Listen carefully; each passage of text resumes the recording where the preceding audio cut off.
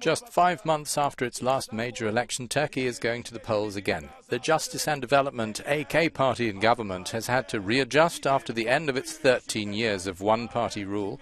The peace process with the Kurds has collapsed and Turkey has come under attack from ISIL.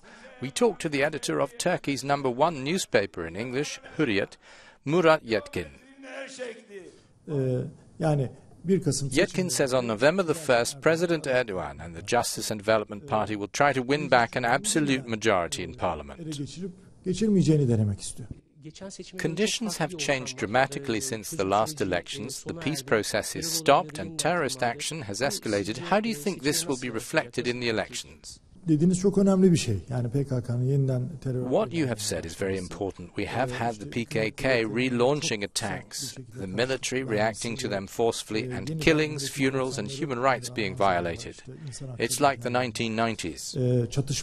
The ruling Justice and Development Party is pushing for a majority in this four-party parliament. Its members wonder whether it will be possible to have a one-party government again. If that happens, it will only be by a small margin, but that will be enough for President Erdogan, because in that case he will act as if we have a presidential system without going through a constitutional reform. He thinks he will be de facto president for as long as the AK party remains in power.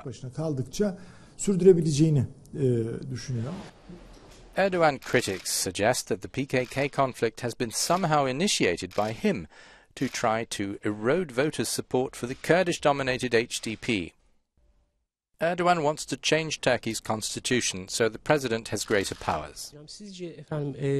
What do you see as the worst case and best case scenarios after the elections?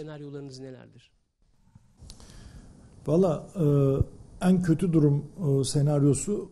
the worst case scenario would be to need still another round of elections. Turkey has already lost 2015 in terms of investments. We would lose 2016 too. And we cannot know how many years this uncertainty will persist, because the Constitution allows it to continue. If the AK party fails to win a one-party majority, then we will have a coalition government. There are two possibilities for a coalition government.